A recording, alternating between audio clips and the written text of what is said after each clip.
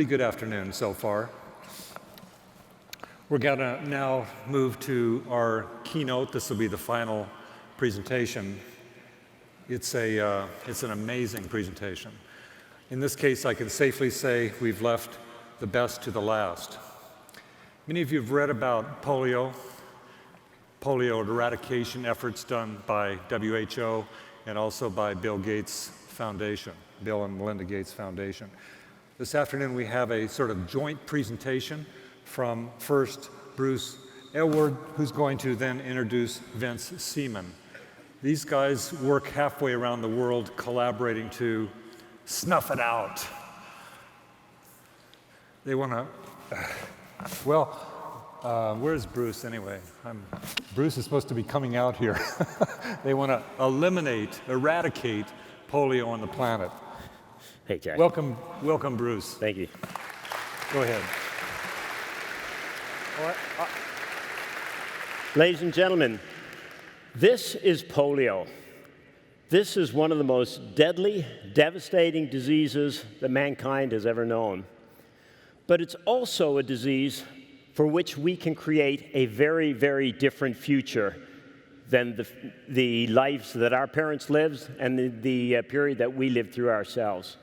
And this is because, ladies and gentlemen, this is one of those very rare diseases which we can wipe off the face of the earth forever. And over the next 35 minutes, what we want to talk to you about is, first of all, this initiative to eradicate this disease. It's the largest internationally coordinated health effort in history, and probably public effort of any kind in peacetime. Then we're going to talk to you a little bit about the central role that GIS and geography has played in this initiative. And finally, we're going to come back at the very end, and we're going to ask a couple of things of you to help us get this finished and build on the legacy of it. There's no free lunch, ladies and gentlemen. Now, if we're going to have a future without polio, it means having a future without these three viruses. There's three viruses that cause this permanent paralysis or even kill sometimes. Polio type 1, 2, and 3, and you see them represented here on this screen. Now, when we think about polio today, we think about it as a disease that strikes the poor, strikes the vulnerable, but it wasn't always that way. This disease has lived among men, women, for more than 5,000 years, we know. We have records, written records of it going back more than 5,000 years. It's tormented and tortured us during that period. And during that time, these viruses, they struck everywhere, without fear, without favor. Here in the United States, just 50 years ago, thousands of people were paralyzed every single year. Every walk of life, every socioeconomic, right across the spectrum, this disease would hunt down, stalk people, and paralyze them, sometimes kill for life. This is a picture from here in California, actually, in the late 1950s, when an epidemic in this country paralyzed or killed over 50,000 people and left many of them to spend the rest of their lives in what we call artificial lungs like this that helped them breathe because they'd lost the ability to breathe. Those muscles had been paralyzed. But all of that changed about 50 years ago because of a medical miracle, the development of a fantastic piece of technology. We've talked about some great technology here today, and I kept marveling at how some of it was technically so sophisticated, but at the same time so operationally simple. Well, you have a lot of cool technology, folks, that you work with in the GIS world, but nothing's as cool as this in terms of this technology. Because when it was developed, it was the most technologically sophisticated vaccine that had been made, but it was operationally so simple. 2 drops to every single child, multiple times, would protect them for life from what had been one of the most terrifying diseases we had known. It was an incredible triumph. And as you can see in this map, big parts of the world became polio-free very quickly. In gray, you can see countries that within 25 years of the introduction of this vaccine, its development, no longer had the disease. But the flip side of that, of course, is what you see in orange on the map. The vast majority of the world's population just 25 years ago, and 25 years after this life-saving technology had been developed, were still being paralyzed. Hundreds of thousands of people still being paralyzed for life or killed every single year by a disease that was completely preventable. Not only preventable, but because of this vaccine, we had the power to eradicate it forever so that no future generations would know this disease. When we talk about creating our future, we have the power with tools like this, along with some of the tools we talked about today, to create a polio-free future, a future free of some of those terrifying diseases. But behind this orange on these maps, of course, are children like this. Beautiful little girl who's paralyzed, maimed for life. And in the mid-1980s, a social service group, a group you may know, Rotary International, they looked at this and they said, this just isn't right. To have a vaccine this powerful and only part of the world is benefiting from it. We need to change this. And they lobbied and soon thereafter got the world's ministers of health to launch an initiative to eradicate this disease forever. Ladies and gentlemen, this was one of the most audacious undertakings ever planned, because it meant we would have to reach and vaccinate over 500 million children in every single corner of the world, multiple times every single year, to eradicate this disease. And at that time, probably 50%, a little bit higher, but 75% of the world's population had access to vaccination. So if you're with a challenge like that, ladies and gentlemen, we're going to need some pretty sophisticated technology beyond just the vaccine to find those children, to get them on a map, and to get someone there to vaccinate them. Now, we've heard today about some fantastic mapping technologies which have allowed us to do some incredible things and create very different futures in so many domains. But no one has shown a technology as cool as the one I'm going to show you next, which we use to map and find 500 million children around the world since 1988. With this technology, ladies and gentlemen, around the world, developing in many, many developing countries, people set out to find those children, find those communities, get them on a map, get someone responsible for getting there, and get those kids vaccinated to prevent that disease. The combination of that technology, the vaccine, along with maps, allowed hundreds of millions of children, in fact, over 1 billion children now in total, have been vaccinated multiple times through this initiative in the effort to eradicate this disease forever. And this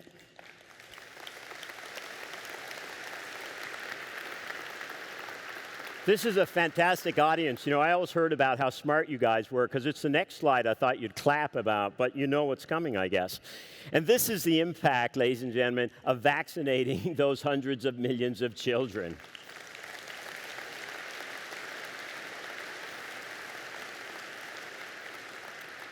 What you see here is the number of polio-paralyzed children dropping from over 1,000 children a day when we started this initiative to, by the late 1990s, early 2000s, just 1 child a day. A huge, huge progress, but not far enough.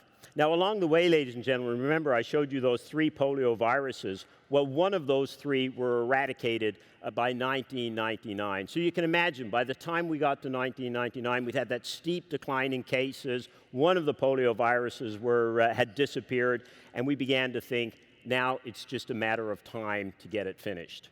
And it is a matter of time, but it's a lot longer than we'd originally anticipated, as you can see from the long tail on that graphic right there. But this next set of maps I want to show you here, these are the most fantastic set of maps you're going to see in this entire conference. Because if you look at this time series of maps, ladies and gentlemen, what you're seeing is a miracle of public health unfolding in front of your eyes. You're seeing hundreds of millions of children getting vaccinated and polio disappearing from over 120 countries around the world.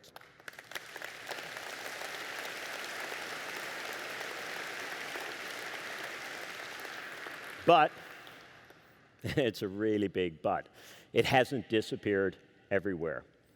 As you can see on this map, by 2008, 20 years after this initiative had started, this virus had been, the indigenous virus, eradicated from over 120 countries, but there were 4 countries which still remained infected. Afghanistan, Pakistan, India, and Nigeria. But two of these countries would prove to be a particular challenge: Nigeria and India, and the northern states of both, because in these areas, huge populations, densely packed together, with very poor routine immunization systems, poor public health systems often, serious gaps in the sanitation hygiene, which meant fantastic environment for this virus to be able to survive, to be able to continue to circulate. And this is where we face some of the most challenging geographies. Now, these northern states of Nigeria, not only were they very tough to eradicate the virus from, but the virus didn't stay there. It spread out of northern Nigeria in the 2000s to reinfect over 20 countries on 2 continents, paralyzing thousands of children who should have been protected and costing hundreds of millions of dollars to try and go back and re-eradicate it, as the countries did from those domains. And then from northern India, we saw the virus even more concerningly spread to 3 continents, reinfecting, again, other countries and requiring us to spend, again, hundreds of millions of dollars to get that genie back in the bottle and get us back to concentrating on those last 4 countries. But to get from here, we learned a lot in those long 10 years that I showed you on that other graph, ladies and gentlemen. But to get from here to 0, it was clear that we were going to need a better vaccine to tackle those intense transmission in the northern part of India. And we were also going to need better management of this program. And if we were going to better manage this program, we needed better maps. Right, exactly. Now, I'm not going to show you a map. I'm going to show you this time the new vaccine. This is a fantastic new vaccine that was developed first in India, and then the rest of the world figured it out. But in this vaccine, this is the vaccine I showed you before, but we took out the type 2 part of the vaccine for the virus that had already been eradicated, because then the vaccine worked better against the last 2 types of polio in the world. And then armed with this new vaccine, armed with better maps, people headed out into the urban centers of India, out into the rural communities. And in India, ladies and gentlemen, these people vaccinated, the hundreds of thousands of vaccinators, vaccinated over 170 million children over the course of 3 days, and they did it a month later and a month later to try and get the job finished. At this point, we thought again it was going to be a matter of time, but we were still missing children. The virus told us we were still missing children. We were still finding little girls like this paralyzed by this disease despite this huge effort. And as a result, we had to approach this differently. We had to get a more sophisticated approach, and we started looking at images like this to try and figure out where these kids were, why they were still getting polio. Now, if I can orient you on this image, what you see here along the bottom, this is the Ganges River, and then coming down from the top of the screen, you see the mighty Kosi River, which comes down out of the Himalayas, forms a great floodplain as it empties into the Ganges. And what we found, ladies and gentlemen, that this is where those last cases were occurring. Now, this looks straightforward on a map. This is an area 25 kilometers wide, 125 kilometers long. At least 1 million people live there on these floodplains, and there are no facilities. And we had to figure out how to get these kids vaccinated. Our teams had to figure out how to get them vaccinated, or the government of India's.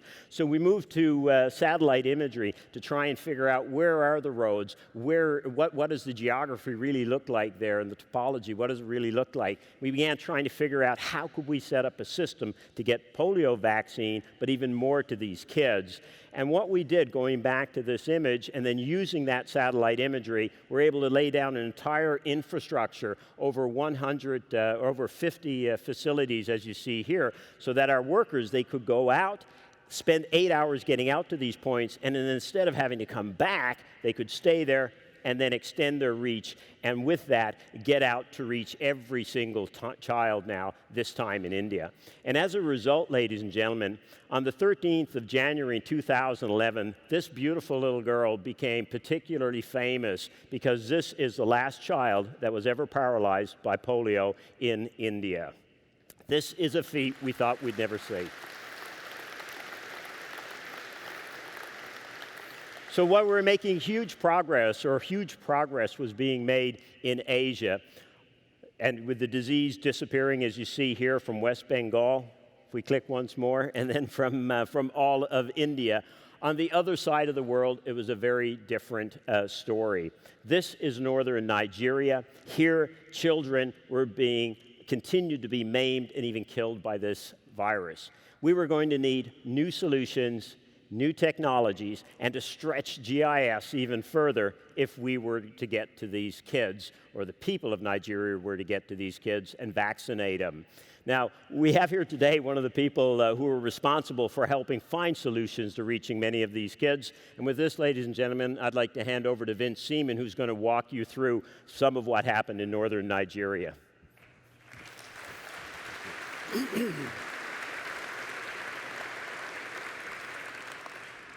Thank you, Bruce. I know that story, and it still touches me. I feel like an imposter here a little bit because Bruce knows a heck of a lot more about polio than I do, and most of you know a lot more about GIS than I do. And are there any Nigerians here? I'm sure there are. You're welcome. So you know much more about Nigeria than I do. But I think maybe I'm the world expert on trying to eradicate polio using GIS in Nigeria. So that's my claim to fame, possibly. So I did spend 3 years in Nigeria. I was detailed from the CDC to the World Health Organization, and I worked for Bruce's team on polio. And I spent most of my time in the north, where the virus continues to circulate, trying to figure out why weren't the strategies working there that worked in places like India and most of the rest of the world, and what was different. I mean, one thing that's the same about Nigeria and India is they're both very big countries and they have a lot of people. Nigeria happens to be the 7th most populous country in the world with about 178 million people.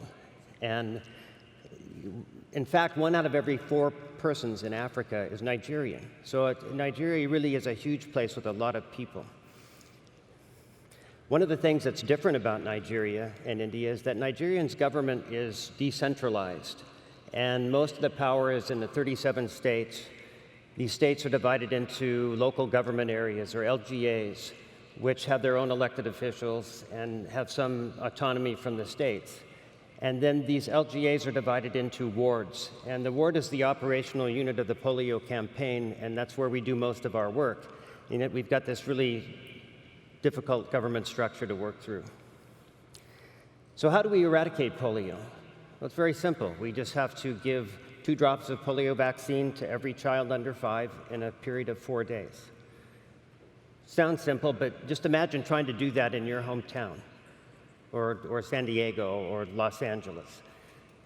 Even with all the tools, all the great maps, resources, experience and expertise, it would still be a daunting task, and I would be surprised if we could get more than maybe 90%, 95% if we really made a Herculean effort. But this is our challenge in Nigeria without all those resources to do exactly that. So it's a tough road. In Nigeria alone, there are about 36 million children under 5. In fact, about half of the population there is under 15. Mainly due to the low life expectancy of 52 years. 12 million of those 36 million children live in the north, in the states, 12 states that we focus on. So how do we find all these children? We don't have the maps. We don't have, if you look on Google Earth, you can't see any kind of settlement maps or anything. So how do we find these? In each ward, there's a ward focal point who is like the manager of the vaccination campaign, and he will meet with the village elders and come up with what they call a microplan. And this is really just a map, a hand-drawn map, and a settlement list that kind of details all the places that they need to go in that ward. And then they divide that ward map up into team areas. And each team area is divided up into 4 parts, one for each day. And that's it. So it seems pretty straightforward. But they have challenges like this. This is just a small part of the Kano urban area, and these are different than our urban areas. Most of the streets aren't named, and very few have signs, even if they do have names. Houses don't usually have numbers, and in fact, most people don't really live in a house. They live in these maze-like urban areas that multifamily compounds, where it's very difficult to even tell when one compound ends and the next one starts. And even local people sometimes get lost in these mazes. So these urban areas can really be difficult. But even harder are these rural areas. 25% of the population in Nigeria lives in scattered hamlets and small settlements. And these are often over hundreds of square kilometers, just vast areas. No roads. People typically travel on foot, or maybe, if they're lucky, by a motorcycle. And these places have proven to be really the final challenge for us. And one of the main reasons is because most of them don't really have a formal name. If you go ask the people at the settlement, like, well, what is the name of this place? They will usually just tell you the name of the village chief or the elder, whoever's kind of in charge. But it's not really an official name, and so these weren't appearing on the microplans. And so teams weren't going there. So we knew we were still missing children. We were still finding polio virus cases, and so we knew that the microplan was really the backbone of the vaccination campaign, and so we wanted to see if we could maybe improve it or fix it or see what was wrong with it. So we went to a few wards, and we got the ward focal person, and we said, look, take us to all the settlements on your microplan. And we visited all those places, we collected the geocoordinates, and we came back, and we made a map, and this actually looks pretty good. You know, the shape is approximately the same, and it looks like there's about the right number of settlements. But we found that the settlements were not really located properly. There's 3 pairs here. These are the same settlement on each different map, and you can see how they're in quite different places. Here's 2 others, and then here's 2 others. So imagine, you know, if they're dividing up the hand-drawn map into team areas, you're going to have teams crisscrossing and going all over the place, and that's what was happening. In addition, we looked at the satellite imagery for this area, and we found 2 settlements on the imagery that were not on this hand-drawn microplan map. So even if they made their best effort, the teams are going to miss at least 2 complete settlements, and this is what was happening over and over again across the north. We also had boundary problems. Nigeria, the government recognizes 2 official boundaries, the state and LGA boundaries, and this map was from the CDC Emergency Operations Center GIS team, and they took 4 supposedly official layers of LGA boundaries for Kano State, and you can see that none of them really match. In fact, some of those lines are off by as much as 5 kilometers. So we have maps that are inaccurate, incomplete, we have boundary issues, and we realized that we needed to have some new maps with accurate boundaries in order to really finish the polio job. Fortunately, Bill Gates agreed. One of his priorities is polio eradication, and he was aware of this problem, and he agreed to support making GIS-based maps for the 8 northern states in northern Nigeria in late 2011. And the first thing he did, the foundation engaged the global leader in GIS technology and applications. Who might that be? Esri. And also an in-country contractor to do all the field work. And our first job with this project was really to come up with settlement definitions. And if you've ever tried to do something like this, you know that that's not as easy as it sounds. Really, you know, it's a continuum of one house all the way up to the big urban area, and there's not really any demarcation that you can pick. So we settled on 3 settlement types. The first were hamlets, which are 15 or less small residential structures, and those were identified by a point feature. The small settlements were 15 to 100 structures and also were point features. And then urban areas or built-up areas, we actually drew polygons around, and these have a grid-like structure with more modern housing. So once we had these feature extraction layers collected, and this was manual feature extraction, so this, to do 8 states, took a lot of time, and it's painstaking, kind of subjective work. But we got it done in about 4 months.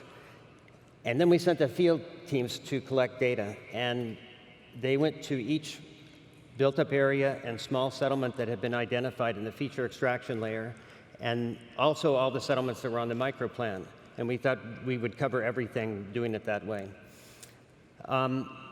Once they got to the settlement, they collected the name, the ward attribute, and some points of interest like health facilities, markets, the central mosque, schools, and water points. And one thing we realized right away was that we had a problem with spelling and abbreviations.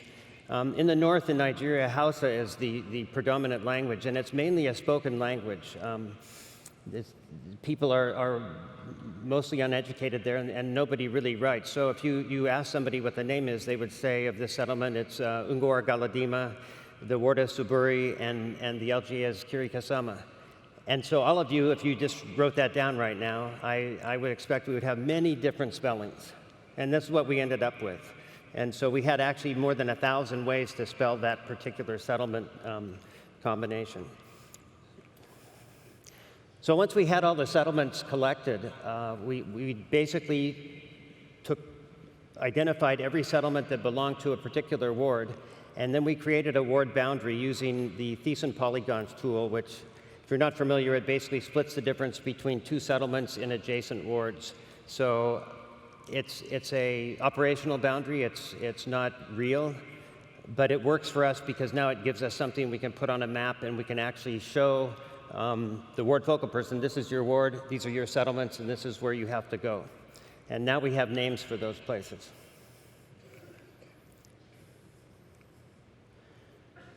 So the end result was we ended up with over 3,000 ward maps for these wards in the north, and compared to the existing base map layers that you guys are probably more familiar with than I am, but OpenStreetMaps or WorldStreetMaps, World Topo Map, this is Gora Ward in Kano State, and there's really nothing there.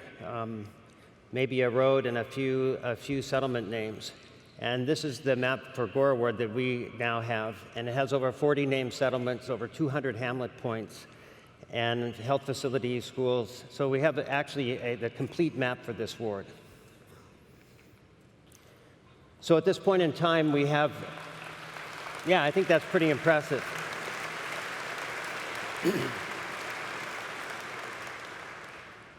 So we have maps like that for every ward in 9 northern states now. Over 100,000 settlement points have been collected, 13,000 schools, over 3,000 health facilities, so forth. It's really been an incredible exercise, but we're not done yet. We actually added 2 more states, Kaduna and Bauchi, and we're almost finished with Bauchi, so that will make 10. But what I want you to look at on this map is that the blue circled numbers are the cases for 2012, polio cases, and there were over 100 cases in Nigeria in 2012, and they were almost all in these northern states. In 2013 are the red circled numbers, we were down to 53, and in 2014 are the purple numbers, and we have 5.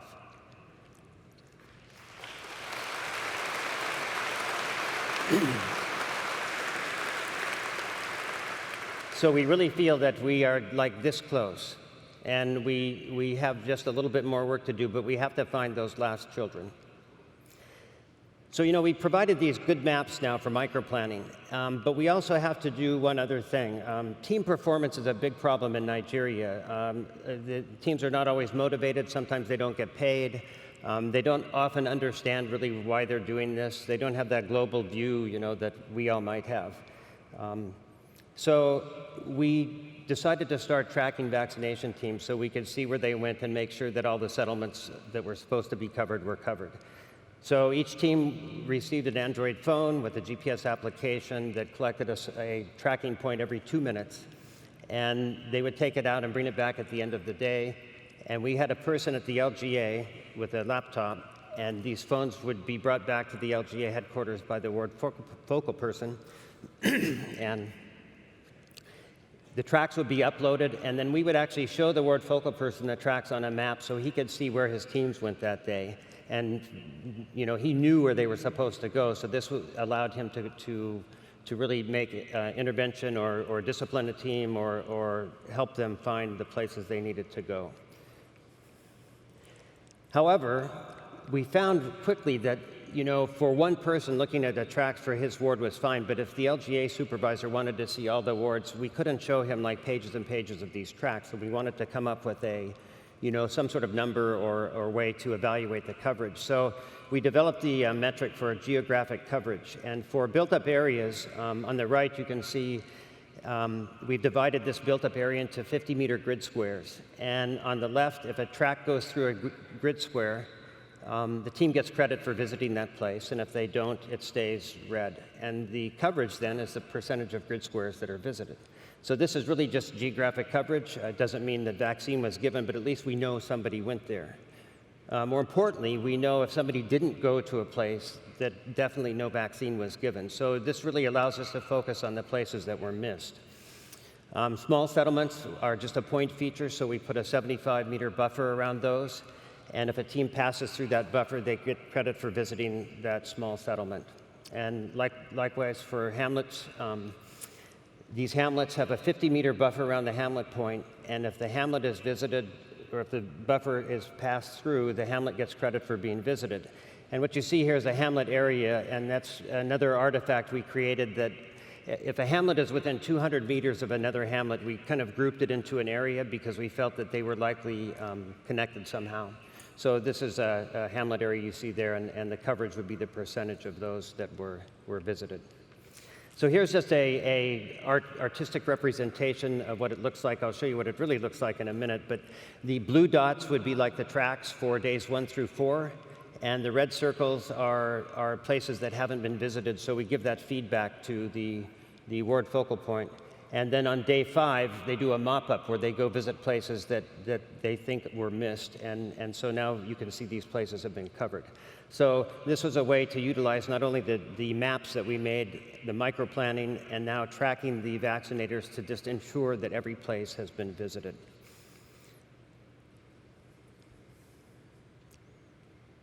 Good. So this was kind of a crucial point in this whole activity. We had done this tracking and it was successful, so we actually scaled this up to 40 LGAs, which is about 500 wards, which is about 8,000 teams. So if you can just imagine in a place like that with no power most places, no resources, no internet, you know, trying to do something like this. We have 8,000 teams going out every day, carrying these phones, coming back to 40 different locations, collecting the data, and somehow getting it all together on a dashboard in Abuja, and then shooting that out so that you all can look at it, or stakeholders or other people. And to do this, we had to get some good people that on the team that knew how to do things like this better than us. So we hired a software engineering firm in Geneva, Novelty, and these were some ex-WHO guys who are really good at their trade. And we also hired an in-country NGO, eHealth Nigeria, who do really good IT work and are experts in any kind of field data collection. And together, they've teamed up to create this great dashboard and support all this tracking and managing the geodatabase and all of that. So I'm just going to show you really quickly a few features. I mean, we could spend an hour, I think, on this. But this is a web-based dashboard. Anybody can go to it and look at the vaccination coverage for a current campaign. Up in the right-hand corner is the campaign date, so this one was for May. This is actually a replica that we're hosting in Geneva because we didn't want to interfere with a campaign that's going on right now in Nigeria, but it's basically the same. If you click on here, you can see past campaigns, so you can actually go look at historical data that's on this site. This is just a map showing you in Nigeria where the tracking is occurring. On every page, you can print or download Excel files, all of that. And then on the left side is a list of the states that have been tracked and the coverage for each of the settlement types, and then a total. If you hover the mouse over, you can get a graph showing the coverage by day. There's a slider by day, so you can look at any of these days. And then there's a reports file that you can actually access reports, missed settlements, mop-up efficiency, et cetera, and then cross-campaign reports, which would be like over time, how different places have performed. You can drill down then. If you drill down with details, you can go from the state to all the LGAs in Kano, and then you can go to all the wards in a particular LGA, and then to all the settlements in a particular ward. So you can, and it's just basically the same screen. I'm just going to jump to a ward map, because at the ward level, you can select a map. And so this shows the actual tracks in this ward. The yellow dots are the days 1 through 4, and the green dot is the mop-up day. And the red X's are invalid tracks. So any track moving faster than a meter per second, we classify as invalid because it's too fast for being vaccination activity. It's more like traveling. So you could see that the coverage was pretty good, and actually the mop-up did go back and get areas that had been missed during the campaign. But there are still some that were missed.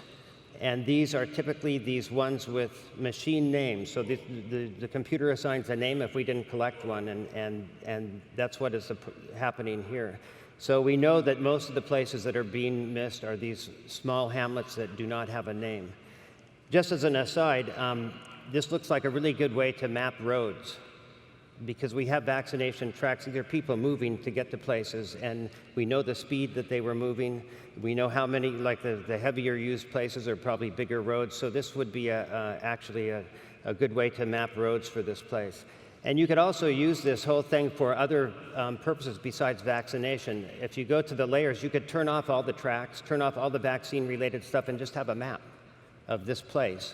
And then you can print that out or export it or use it for whatever you want. So all these maps of Nigeria are available for anybody to use for whatever purpose they need.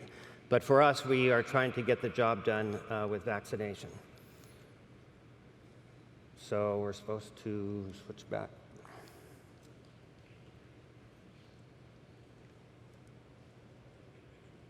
There we go. All right, so this is the final part now. We knew we were missing hamlet areas, the places with no name. So how do we find those places? I mean, if I told the ward focal person we need to go to HA12, he would, what would he do? He wouldn't know. So what we did is we took some Android tablets and we put the base map on the tablet for the ward. We put an imagery cache, and we put a GIS application and the tracks for the last round. And we went to the wards that had the most missed settlements with no names. And this was one of them. It was, these are the 2 ward focal persons for 2 adjacent wards in Kiru LGA, which is in southern Kano.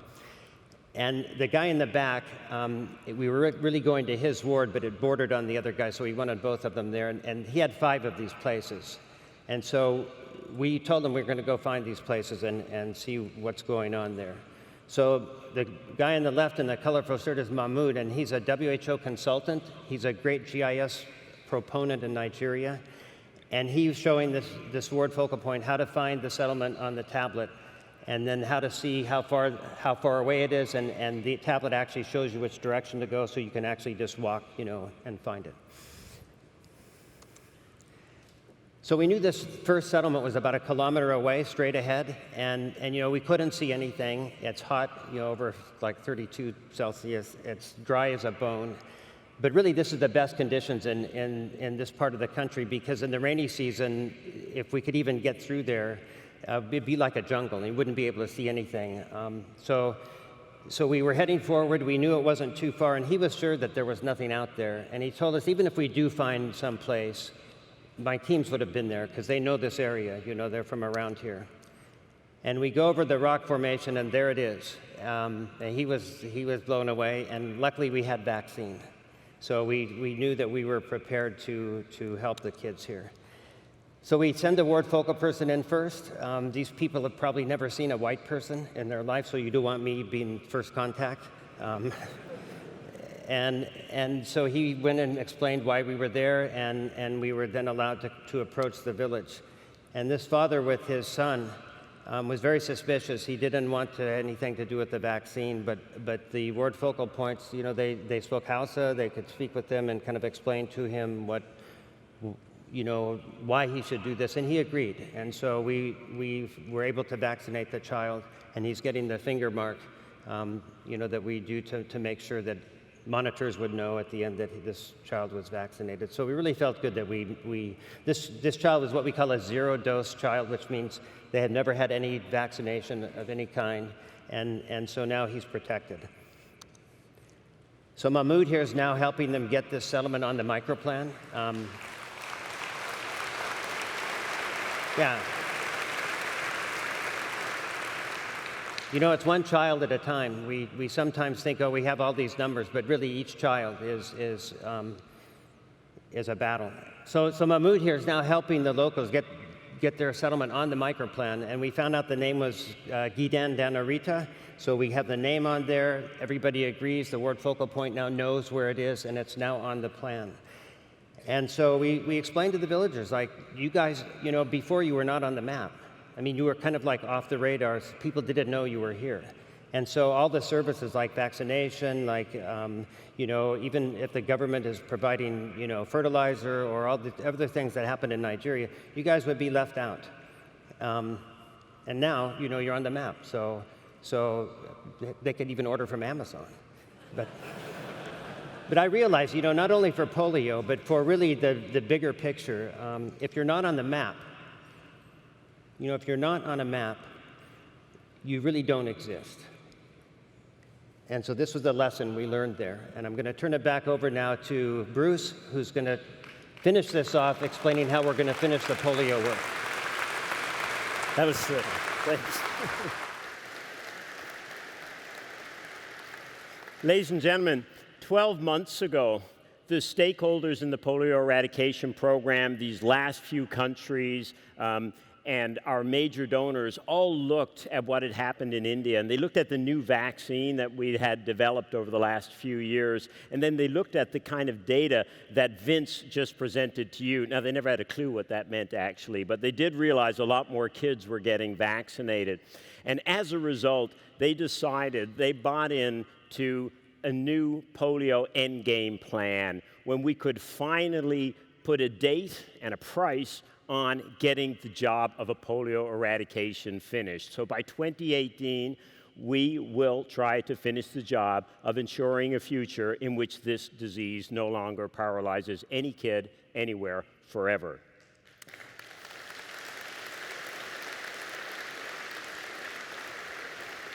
Now, the next thing I wanted to do was to tell you about how we were going to do that, but I just realized we've run out of time, so I guess we'll come back next year and pick up the rest of it. I'm just joking.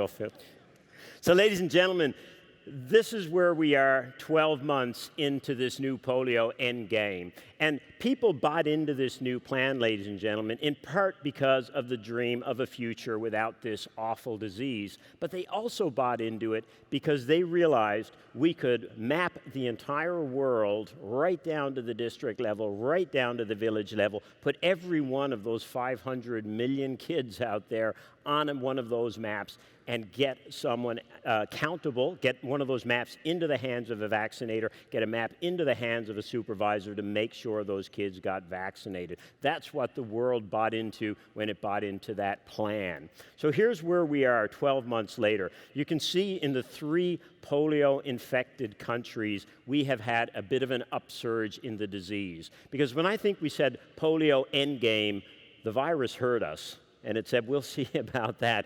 And this is a virus, remember, ladies and gentlemen, it's been living with us for over 5,000 years, at least. We know 5,000 years because the Egyptians made stele with this thing 5,000 years ago and documented the cost of this virus even back then. So this virus has learned how to survive, and it's learned how to survive when we put this incredible pressure on it as well.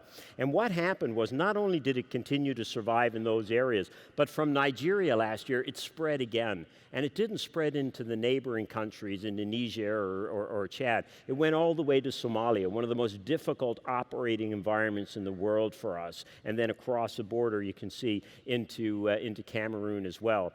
And the virus out of Pakistan, it crossed into Afghanistan. And most of the disease you see in Afghanistan is actually the Pakistan virus, which has crossed the border.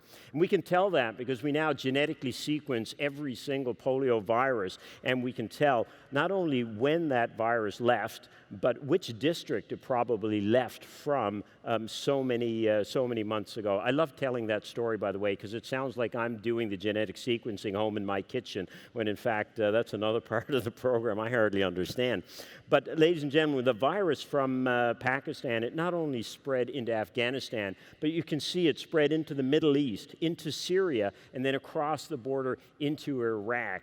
Some of the, again, the most challenging operating environments in the world, but more importantly, areas of the world where children are the most vulnerable and suffering some of the greatest these days.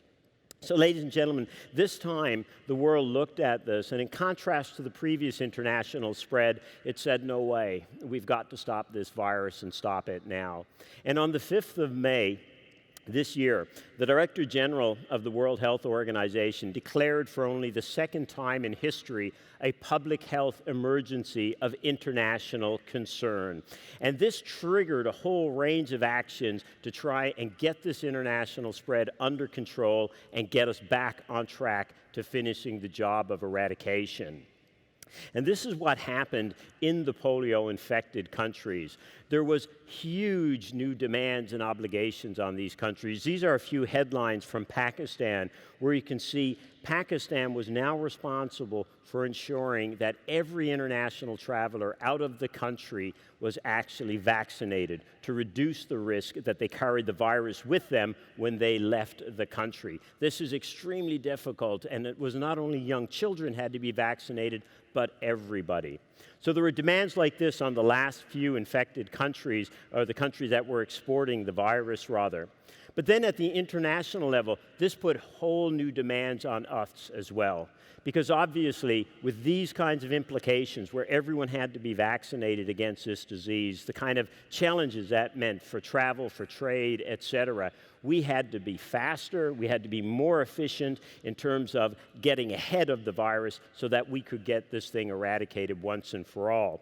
So at the global level, we sat down to look at the program, and we decided, look, we've got a fantastic partnership. You've met me. I'm part of the World Health Organization, and Vince at Gates Foundation, the CDC. I told you about Rotary, UNICEF, and of course all the countries that we work with. We have a fantastic partnership. We also have a huge amount of information. We have been investigating over 100,000 paralyzed children every single year from all over the world to find out if they had polio. We've collected data on each of those kids, and we've done it for more than 15 years. So we have about 30 million pieces of data that can help inform this whole partnership and get the job of eradication finished. Now, what I want to show you next, we're going to pull up on the screen here, is a bright idea I had about 30 days ago, actually almost exactly 30 days ago. One of the great things about knowing nothing about the actual technology and what it takes to make it is you can say things like 30 days ago. Wouldn't it be cool if we had an app that could draw on all that 30 million pieces of data, and then we could share it with all of our collaborators in real time so that we could get ahead of this virus? And ladies and gentlemen, 30 days later, I landed here in San Diego, and we were able to look for the first time at something new that's been developed to try and get us ahead of this virus. Now, what you see here is what we call the Polio Eradication Risk Management app.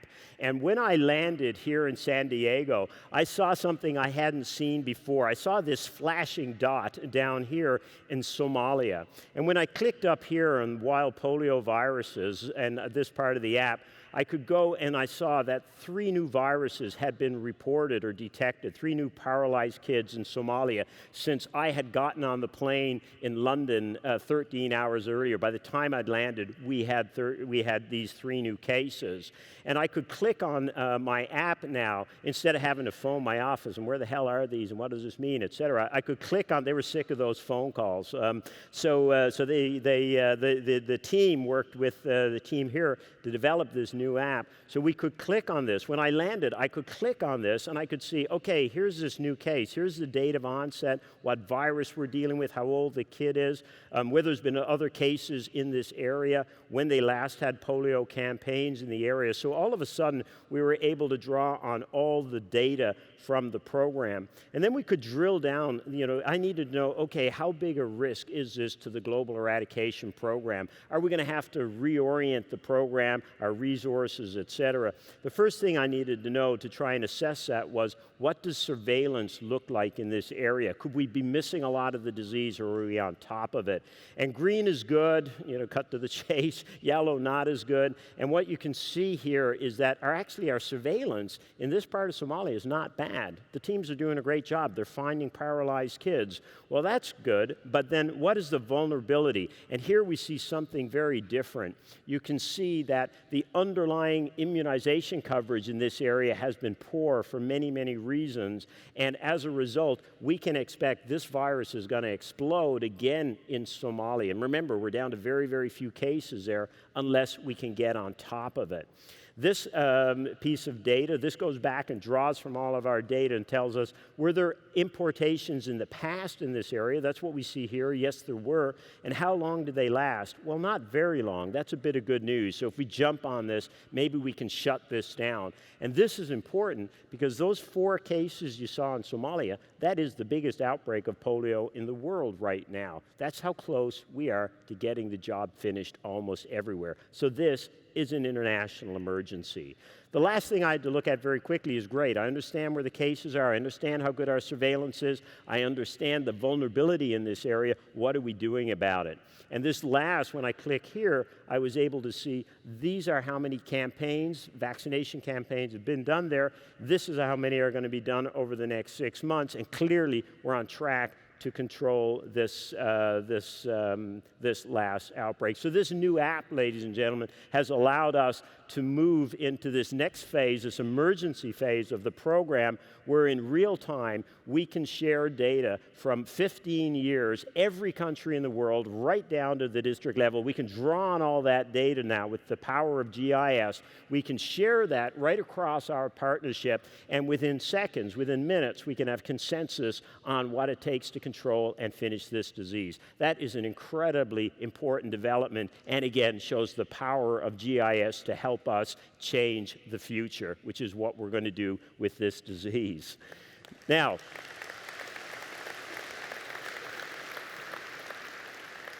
when we started talking up here about 45 minutes ago, we told you there were 3 types of polio when the world set out to eradicate this disease 25 years ago. Ladies and gentlemen, today, one of those viruses I told you, type 2 viruses, has been eradicated. We know we can create a different future in terms of this disease. The other thing that's happened over the last 2 years, part of this End Game plan, then with the use of that new vaccine I told you about, a second polio virus appears to be on the verge of eradication if it has not already disappeared. We have not seen the type 3 polio virus. It was last seen in northern Nigeria, right in the area where Vince was showing you. It was last seen there in November of 2012. Again, the power of GIS and what Vince showed you, because it was that, not the vaccine, that finished the job with that last type 3 virus, we believe. So another huge piece of progress. So now, ladies and gentlemen, we're down to this. Since the new emergency was launched 2 or 3 months ago, this is all the polio that we've seen in the world. You can see in northern Nigeria, striking progress, only 3 children paralyzed by polio in the last few months. In Somalia, only 2 or 3 cases in this area that's got reinfected. Again, back on the verge of getting it finished. We have hot spots in other parts of the world, but there's huge operations ongoing to get those finished. Now, when people look at this map, when I show this map to people, some of the questions, probably the most frequent question I ask is, or I hear is, well, what's it going to take to get rid of those last few dots? It's going to cost about $5 billion. That's what it's going to cost. And people look at that and they go, well, is it really worth it? Why finish the job? And there's 3 really important reasons. The first, of course, as you've seen, if we don't finish this now and create a future without this virus, we will have a world, again, in which hundreds of thousands of children are being needlessly paralyzed. This virus will spread, and it will reinfect the world and paralyze these kids. The second big reason is because it's good business. It makes great economic sense. When we eradicate polio, the poorest countries in the world, low-income countries, just that group, are going to save over $50 billion in the next 20 years. That's a conservative estimate of what we will save. It's probably double that, in fact, when we look at some of the other benefits of this program. So huge economic savings. But ladies and gentlemen, it isn't the money that gets me out of bed in the morning or the many, many people that are working on this program. I'm just speaking for it. There's 20 million people involved in reaching these kids, getting them vaccinated. But what gets us out of bed in the morning, it's not this, ladies and gentlemen, it's this. It is that eradication is about social justice and it's about equity. As you've seen in this presentation, eradication is about reaching